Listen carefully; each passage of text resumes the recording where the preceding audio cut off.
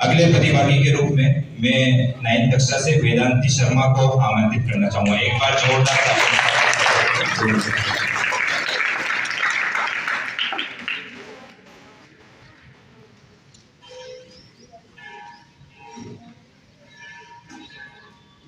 आदरणीय प्राचार्य महोदय, अतिथिगण, शिक्षकगण व मेरे प्यारे सहपाठियों, आप सभी को मेरा सुप्रभात। मैं वेदांती शर्मा कक्षा 9वीं की छात्रा हूँ। आज संविधान दिवस के अवसर पर मैं आपके सामने मेरे विचार प्रस्तुत करने जा रही हूँ। भारत का संविधान देश का सर्वोच्च कानून है। यह भारत के शासन के लिए रूपरेखा है और सरकारी संस्थाओं की संरचना, शक्तियों और कर्तव्यों को स्थापित करता है। भारतीय संविधान 26 नवंबर 1949 को बनाया गया तथा यह 26 जनवरी 1950 को लागू किया गया।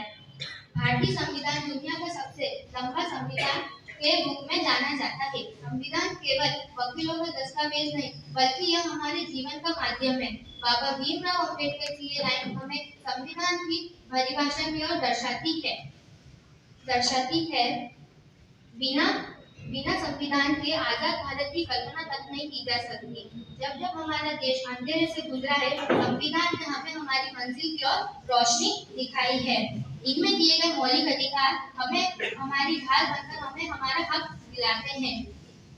भारत का संविधान दुनिया में 60 लोकतांत्रिक देशों से मिलकर बना है। इसे बनाने में करीब 2 साल 11 माह 18 दिन का कठोर परिश्रम लगा। संविधान सभा के ड्राफ्टिंग कमेटी के अध्यक्ष डॉक्टर भीमराव अम्बेडकर थे। मौलिक अधिकार भारत के संविधान में निहित बुनियादी मानव अधिकार है। मौलिक अधिकार को धर्म, जाति, लिंग के आधार पर बिना भेदभाव के लागू किया जाता है। मौलिक अधिकार को भारत के मैग्ना कार्टा के रूप में वर्णित किया गया है। इस अवधारणा को अमेरिका अधिकारियों की सूची से लिया गया है। मौलिक अधिकारियों का यह नाम कैसे पड़ा? उन्हें संविधान द्वारा प्रत्याभूत और संरक्षित किया जाता है, जो कि राष्ट्र का मूलभूत नियम है। भारतीय संविधान में मानव अस्तित्व के लिए मौलिक अधिकार दिए गए हैं।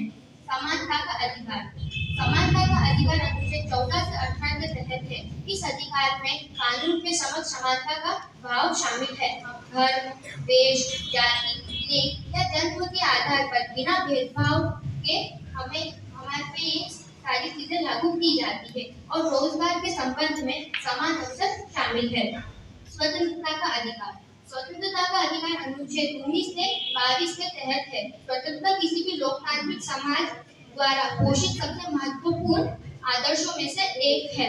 भारतीय संविधान नागरिकों को स्वतंत्रता की गारंटी देता है। स्वतंत्रता के आधार पर कई अधिकार शामिल है, जैसे अभिव्यक्ति की स्वतंत्रता, बिना हथियार के एक जगह एकत्र होने की स्वतंत्रता और बहुत सारे ऐसे नियम हैं जो हमें संविधान द्वारा दिए गए हैं।